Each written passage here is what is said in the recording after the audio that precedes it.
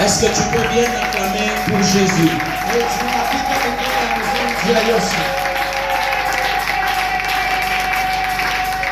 Bien-aimés, nous sommes là pour la prière. J'aimerais rapidement qu'on puisse partager quelque chose. Cette soirée, c'est une soirée très spéciale. C'est une soirée particulière. Et c'est une année de possession. Donne-moi la main, je vais avancer. C'est une année de possession. Parce que ce que 2024 ne t'a pas donné, 2025 va te le donner. Et la soirée d'aujourd'hui, ce n'est pas une soirée de délivrance. Pour qu'on puisse imposer les mains aux gens. Mais la soirée d'aujourd'hui, c'est toi-même qui prends ta destinée en main.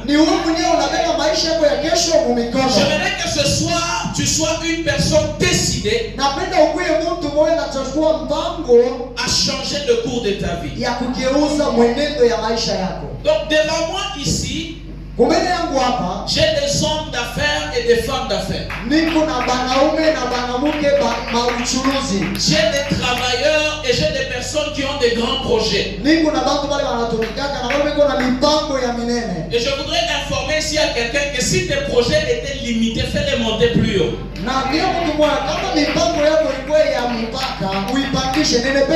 Parce qu'ici, il y aura des chefs d'entreprise. Je croyais que je parlais à quelqu'un. Il y aura des chefs d'entreprise. Il y aura des directeurs. Il y aura des grands hommes d'affaires. Il y aura des grandes femmes d'affaires. Parce que le Dieu que nous sommes en train de prêcher, c'est un Dieu qui appelle à l'existence les choses qui n'existent point comme si elles existaient. Je ne veux pas que ce soir tu sois comme Marie. Marie pose la question à l'ange, comment cela sera-t-il possible? Et je viens dire à quelqu'un que tout est possible à celui qui croit. Et je viens prophétiser que ta foi ne te trahira jamais. Si j'étais toi, j'allais dire amen très fort. Ta foi ne te trahira jamais. Ce que tu crois, tu l'auras au nom de Jésus. Alors nous voulons partager très rapidement. Vous savez, dans le domaine du travail,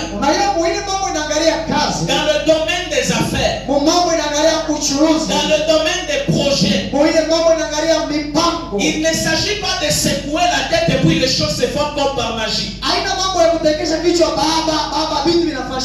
Dieu n'est pas un magicien. Mais Dieu travaille avec des principes. J'aimerais dire ceci à quelqu'un. En ce qui concerne le travail, en ce qui concerne le projet, tu dois mettre une chose en tête. Il faut d'abord savoir bien faire son travail. Bien faire son travail. Tu ne peux pas faire les choses pour le faire et puis tu attends un bon résultat.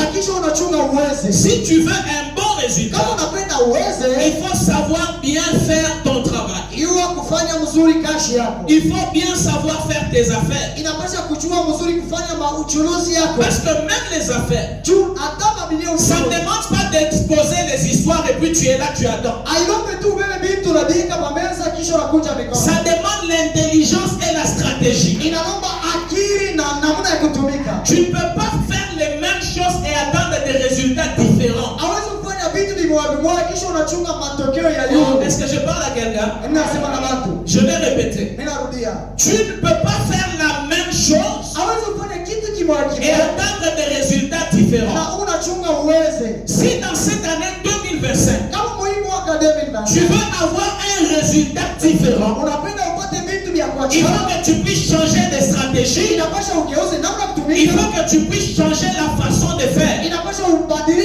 C'est comme ça que résultat qui est différent de celui que tu as eu. Si en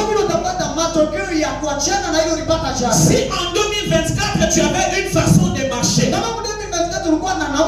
et tu as récolté certains résultats négatifs, comme 2025 est une année de possession, il faut que tu changes aussi ta façon de travailler. Il faut que tu changes ta façon de faire tes affaires. Et c'est comme ça que tu auras aussi un résultat différent. Alléluia. Tu ne peux pas faire la même chose et attendre des résultats différents. Mais heureusement pour nous, nous avons un Dieu. Un Dieu qui dit, je bénirai l'œuvre de tes mains. Et c'est ça le thème d'aujourd'hui. J'aimerais que tu regardes tes mains. Regarde tes mains. Est-ce que tu peux parler? Tu dis, oh Dieu, bénis l'œuvre de mes mains. Parle plus fort, dis, oh Dieu, bénis l'œuvre de mes mains. Alors nous sommes dans Deutéronome 30. Le verset 9. Nous lisons rapidement au nom de Jésus. On peut nous aider à lire. Deutéronome chapitre 30. Deutéronome 30, le verset 9. L'Éternel ton Dieu t'écomblera de bien en faisant prospérer tout le travail de tes mains. Oh, si j'étais toi, j'allais dire amen. Recommence ce verset-là. Recommence. L'Éternel ton Dieu t'écomblera de bien en faisant prospérer tout le travail de tes mains. Le fruit de tes entrailles, le fruit de tes troupeaux et le fruit de ton sol. Car l'Éternel prendra de nouveau plaisir à ton bonheur. Wow. Est-ce qu'on peut acclamer pour ces paroles? On peut s'arrêter là. Écoute mon frère et ma soeur, je vais parler doucement. Dieu, il aime que tu sois heureux. Quand tu es malheureux, Dieu n'aime pas. Quand tu es dans le manque, Dieu n'aime pas. Le souhait de Dieu, c'est que tu sois heureux. Mais ici, le bonheur dont nous sommes en train de parler, c'est le bonheur par le travail. Et tu dois savoir une chose, que Dieu n'est pas un Dieu de la facilité. Dieu n'est pas un Dieu des paresseux. Mais Dieu, il est le Dieu des bosseurs. Dieu, il est un Dieu des travailleurs. Si tu es un paresseux, tu attends que les choses tombent du ciel, tu seras continuellement malheureux. Parce que la première personne qui a travaillé, c'est Dieu. Dieu, dans son pouvoir, il pouvait faire que tout existe comme par magie. Mais Dieu était lui-même le premier à travailler. C'est pourquoi quelque part dans la Bible on dit Dieu se reposa. Pour celui qui se repose, c'est-à-dire il a travaillé. Mais aujourd'hui dans l'église, nous avons des gens qui n'aiment pas travailler. Il y a des gens qui n'aiment pas entreprendre quelque chose. Ça, ce n'est pas Dieu. Ce que Dieu veut, c'est que tu travailles. Ce que Dieu veut, c'est que tu produis. C'est pourquoi toi qui es venu ce soir en Seigneur, tu es heureux. C'est pourquoi toi qui es en Seigneur, tu es béni. Parce que ta présence est en train de dire à Dieu, Seigneur, je veux travailler. Et en travaillant, tu es dans la volonté de Dieu. Qui dit Amen. Vous savez, Dieu aime les gens qui travaillent. Alléluia. Balance un peu ta main. Dieu aime les gens qui travaillent. Je vois ici dans la salle, il y a des hommes d'affaires. Je vois il y a des travailleurs. Je vois il y a des gens qui ont des projets. Mais le fait que vous soyez déjà ici, Dieu voit dans les cœurs. Et je prophétise sur la vie de quelqu'un. Et Dieu va rendre possible ce projet. Écris ce projet. Garde ce projet. Lis-le. Mets-le devant ta face. Et je déclare ce soir que cette année 2025, ce projet va se réaliser au nom de Jésus. Je dis que ce business va tenir au nom de Jésus. Dieu aime les gens qui travaillent. Et ça dès le commencement. Même lorsqu'il a placé Adam dans le jardin. Lorsque vous lisez la Bible, Adam il avait tout. Il était dans la joie. Il avait le pouvoir de Dieu. Il était dans le bonheur. Mais Dieu l'a imposé de travailler. C'est pourquoi dans Genèse 2:15, la Bible dit que Dieu a placé l'homme dans le jardin pour le cultiver et le garder.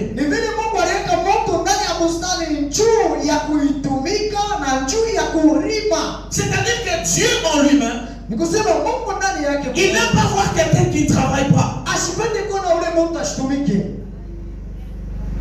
Sinon, il pouvait juste mettre Adam et Adam restait là, tranquille, endormi. Mais la Bible dit qu'il l'a mis dans le jardin pour travailler. Gloire au Seigneur. Même lorsque Adam est tombé,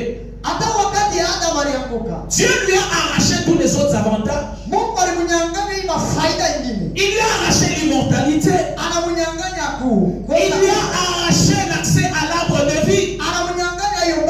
Mais Dieu ne lui a pas arraché le travail. C'est-à-dire, tant que le monde existe, jusqu'à ce que Jésus reviendra, le travail reste le travail. Et celui qui travaille, il doit être béni. Dieu a tout arraché à l'homme et lui a laissé le travail. Même lorsqu'il lui a dit tu mangeras à la sueur de ton front. Autrement, il lui dit seulement que le travail qui était facile pour toi deviendra un travail difficile. Mais que ce soit facile ou difficile, le problème c'est que tu dois travailler. Gloire au Seigneur. C'est pourquoi Dieu dit dans sa parole que celui qui ne travaille pas, qui ne mange pas non plus, qui n'aime pas manger ici, que celui qui n'aime pas manger, mais ça met en l'air. Dernièrement, j'étais en train de manger chez moi, c'était tellement bon.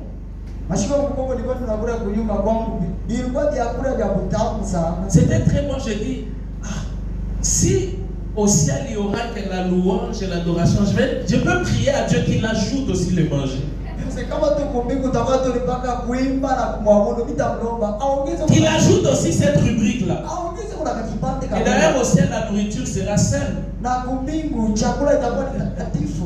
Alléluia. Je ferme cette parenthèse. Donc Dieu aime les gens qui travaillent. Alors le travail que nous faisons avec Dieu, quel que soit le domaine dans lequel tu travailles, quel que soit le domaine dans lequel tu fais des affaires, tant que tu le fais avec Dieu, il y a deux objectifs. Le premier objectif, Dieu dit dans sa parole, Proverbe 5, le verset 18, il dit l'ouvrier mérite son salaire. C'est-à-dire celui qui travaille, il doit bénéficier de ce travail. Oh mon Dieu, tu ne peux pas travailler et continuer à perdre. Tu travailles, tu ne te réjouis pas de ton travail. Mais le Seigneur lui-même dans sa parole, il dit que l'ouvrier mérite son salaire. C'est-à-dire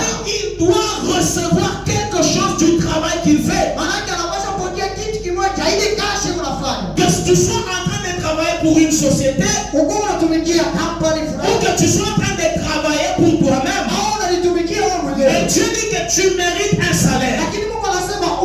C'est-à-dire que tu dois gagner quelque chose de ton travail. Mais beaucoup de gens ici, tu travailles, tu ne fais que tourner le capital, mais tu n'arrives pas à gagner quelque chose. Même si tu dois manger quelque chose, c'est vraiment à la limite. Et même tes besoins ne sont pas comblés.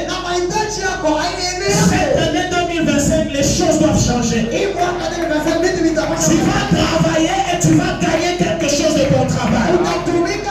Tu vas faire ton business et tu vas gagner quelque chose de ton business. Parce que l'Éternel a dit, l'ouvrier mérite. C'est impératif. Tu dois avoir quelque chose de ton travail. Gloire au Seigneur. Amen. Ça, c'est la première chose. La deuxième chose, la Bible dit que tout travail procure l'abondance.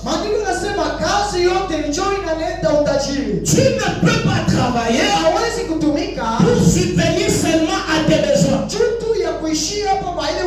peux pas épargner. Tu ne peux pas voyager.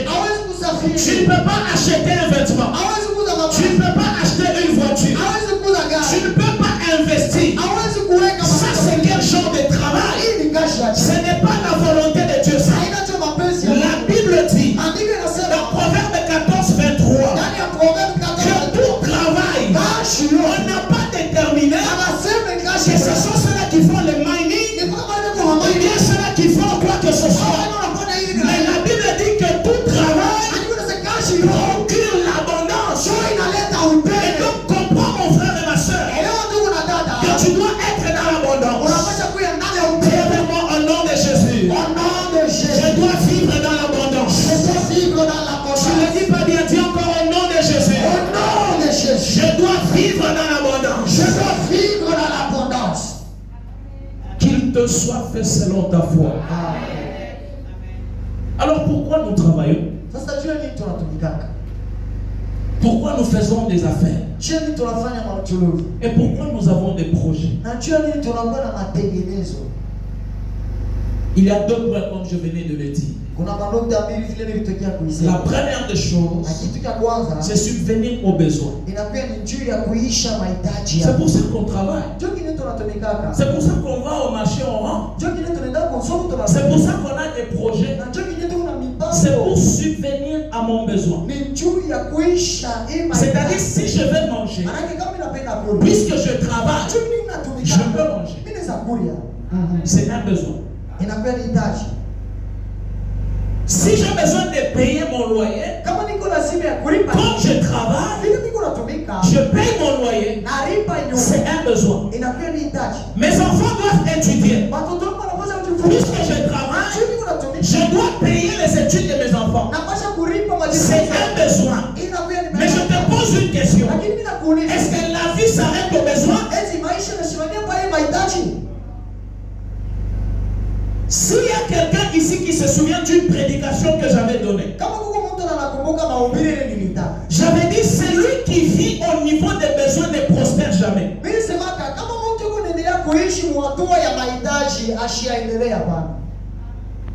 Si pour toi travailler, c'est simplement subvenir aux besoins, tu ne vas jamais évoluer. L'évolution vient quand on passe à la deuxième étape qui est l'abondance. Est-ce que je parle à quelqu'un? Peut-être que le mot abondance peut te compliquer. L'abondance, ce n'est pas avoir des millions dans un coffre qui n'ont rien à faire. L'abondance, ce n'est pas avoir des voitures que tu ne conduis pas. L'abondance, c'est simplement avoir au-delà des besoins. Est-ce que je parle à quelqu'un? Donc nous n'avons pas tous ici la même définition définition de l'abondance. De la même façon que nos besoins sont différents, c'est de la même façon que la définition de l'abondance est différente pour chacun d'entre nous. Si ton besoin est de $100, les jours où tu peux avoir $200, quand tu es au-dessus de tes besoins, c'est déjà une abondance. Parce que les besoins sont comblés et tu as aussi au-delà de tes besoins. Mais qu'est-ce que nous voyons aujourd'hui? Nous travaillons pour demeurer au niveau des besoins. Bien-aimés, je vous dis la vérité. Même dans cette église, tant que nous serons au niveau des besoins, il n'y aura jamais d'évolution. C'est pourquoi tu dois prospérer. C'est pourquoi Dieu doit te bénir. Pour que tu sortes au niveau des besoins et que tu montes au niveau de l'abondance. C'est quelqu'un qui est au niveau de l'abondance qui peut commencer à épargner, qui peut faire autre chose que le niveau des besoins.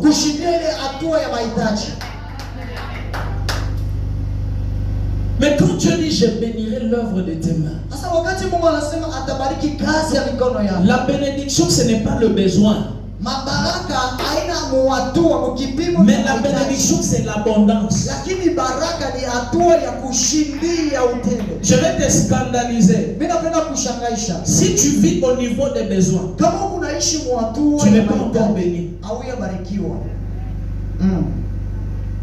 Toi tu travailles, tu fais tes affaires simplement pour manger, tu n'es pas encore béni. Quel jour tu vas épargner? Quel jour tu vas commencer d'autres affaires? Donc tu risques de passer ta vie à manger. Tu vas au travail, tu manges, tu dors. Tu vas au travail, tu manges, tu dors. Tu ne peux rien faire d'autre. Mais cette année 2025, Dieu dit à Aga, à tout celui qui travaille, à tout homme d'affaires, à toute femme d'affaires, Dieu te dit, il te bénira. Tu vas sortir au niveau des besoins, tu vas monter au niveau de l'abondance. Si tu dis Amen, qu'il en soit ainsi. Si tu dis Amen, que ça se fasse. Comprends ce que je t'ai dit au début. À partir d'aujourd'hui, change ta façon de voir. Change de stratégie. Connais bien ton travail. Change de méthode. Tu auras aussi des résultats différents. Et si tu dis Amen, que Dieu le fasse au nom de Jésus. C'est pourquoi je bénis vraiment le frère Emery. Parce qu'il a donné des sujets de prière très inspirés. Tu veux que tes avoirs changent. Il faut que ton intelligence soit renouvelée. L'habitude tue. Si toi tu dis moi je vais seulement, je mets ici, j'attends que les gens viennent. Le soir, on a acheté, on n'a pas acheté. Bon, ok. Si un jour comme ça, tu prends, tu mets. Bien aimé, il y a des choses qu'il ne faut jamais accepter. Il y a plusieurs vendeurs au marché. Mais Dieu canalise les acheteurs, c'est chacun. Et demain que tu dois produire, Dieu doit t'envoyer des gens qui vont acheter. Dieu doit te connecter aux gens qui vont réaliser ton projet. Si tu es travailleur, Dieu doit te donner l'intelligence de bien faire ton travail et tu auras la promotion. Arrêtez de faire les mêmes choses. Les mêmes choses vous donnent les mêmes résultats. Mais cette année 2005, 2025,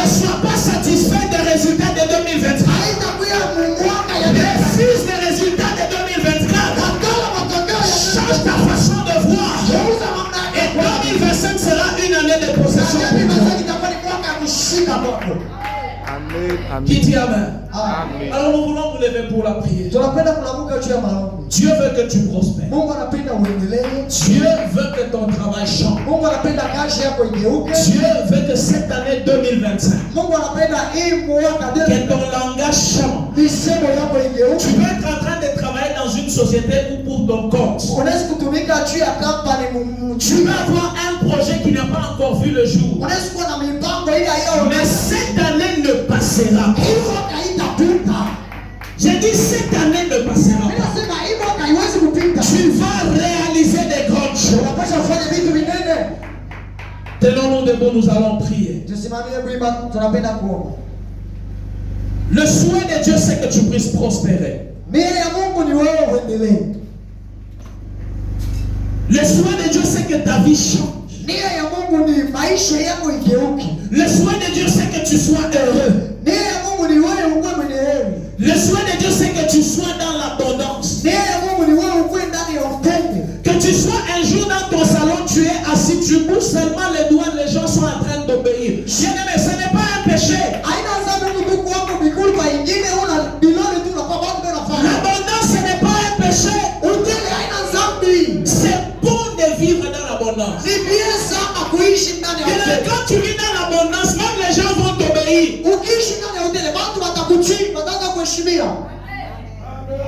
Mais quand tu es seulement au niveau des besoins, tu vas aller visiter quelqu'un, on va dire ah, il est venu parce qu'il veut qu'on lui donne. Mais cette année 2025, il faut que toi tu vas rendre visite à quelqu'un. Et les gens tapent les mains, disent il est venu, nous allons manger. Il est venu, nous allons avoir. Il est venu, nous allons avoir. Il est venu. Si Dieu t'a déjà béni, même si quelqu'un était fâché, il se voit seulement arriver. Il commence à sourire parce qu'il sait que la solution est arrivée. Celui qui vit dans l'abondance, c'est un homme solution. Sois un homme solution. Je dis sois un homme solution en nom de Jésus. Je te mets en l'air. Dis avec moi, oh Dieu. Bénis l'œuvre de mes mains. Je peux voir la musique là derrière. Dis oh Dieu. Oh Dieu. Bénis l'œuvre de mes mains. Bénis l'œuvre de mes mains. De mon travail. De mon travail. Vois ta gloire. Vois ta gloire. Jésus. Je veux voir ta gloire. Je veux voir ta gloire. Dans l'œuvre de mes mains. Dans l'œuvre de mes mains. Que ta bénédiction vienne. Que ta bénédiction Que ta vienne. bénédiction vienne. Que ta bénédiction vienne. Commence à claquer les mains, tu pries au nom de Jésus. Prie pour tes mains, prie pour tes mains. Que tes mains produisent. Que tes mains produisent. Que tes mains produisent. Que tes mains produisent. Ça que tu n'avais jamais produit. Que tes mains le produisent. Au nom de Jésus. Au nom de Jésus. Au nom de Jésus. Au nom de Jésus. Que tes mains produisent.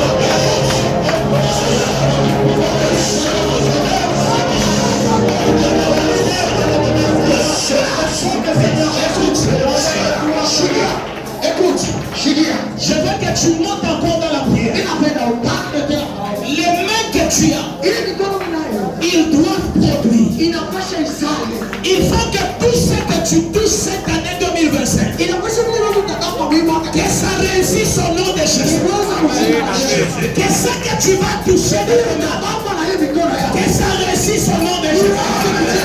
C'est pourquoi j'ai besoin de quelqu'un qui prie comme un prophète. J'ai besoin de quelqu'un qui proclame avec foi et colère. Il y a des gens, tout ce que tu tiens ne marche pas. Mais je déclare en tant que serviteur de Dieu que cette année 2025, ça va se renverser au nom de Jésus. Élève tes mains, dis au nom de Jésus. Tu n'es pas encore arrivé, dis au nom de Jésus. Tout ce que mes mains vont toucher, va réussir. Tout ce que mes mains vont toucher, va réussir. Dis au nom de Jésus. Que mes mains soient une machine de production. Que mes mains soient une machine de production. Que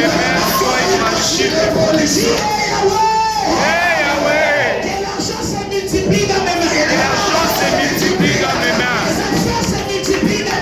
les affaires se multiplient dans mes mains. Les projets se multiplient dans mes mains. Que mes mains soient une terre fertile.